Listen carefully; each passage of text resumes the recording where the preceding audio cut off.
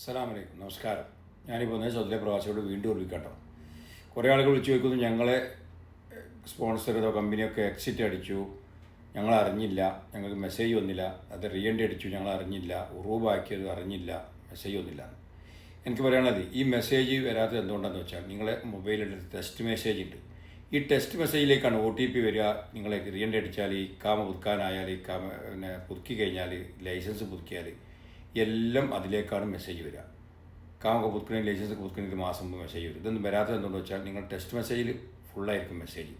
ഈ ആവശ്യമില്ലാത്ത മെസ്സേജ് ഒരുപാട് വന്നിരിക്കും, പല കൊലത്തിൽ പരസ്യമായിട്ടുള്ളതും വന്നിരിക്കും നിങ്ങളെ മെസ്സേജ് ടെക്സ്റ്റ് മെസ്സേജിൽ. അപ്പോൾ അതുകൊണ്ട് നിങ്ങളതെല്ലാം എന്ത് ചെയ്യുക, ഡിലീറ്റ് ആക്കുക.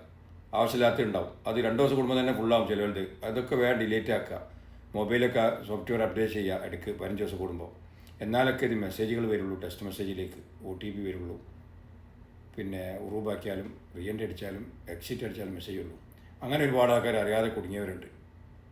എക്സിറ്റ് അടിച്ചിട്ട് മെസ്സേജ് ഒന്നും അറിയാത്ത ഒരുപാട് പേര് കുടുങ്ങിയവരുണ്ട്. അപ്പോൾ അതുകൊണ്ട് എന്ത് ചെയ്യുക, ഇതൊക്കെ ഒന്ന് ഡിലീറ്റ് ആക്കി, ടെക്സ്റ്റ് മെസ്സേജൊക്കെ ഡിലീറ്റ് ആക്കുക, ആവശ്യമില്ലാത്ത മെസ്സേജുകളൊക്കെ. എന്നാലേ OTP ഒക്കെ വരുള്ളൂ, മെസ്സേജുകൾ വരുള്ളൂ.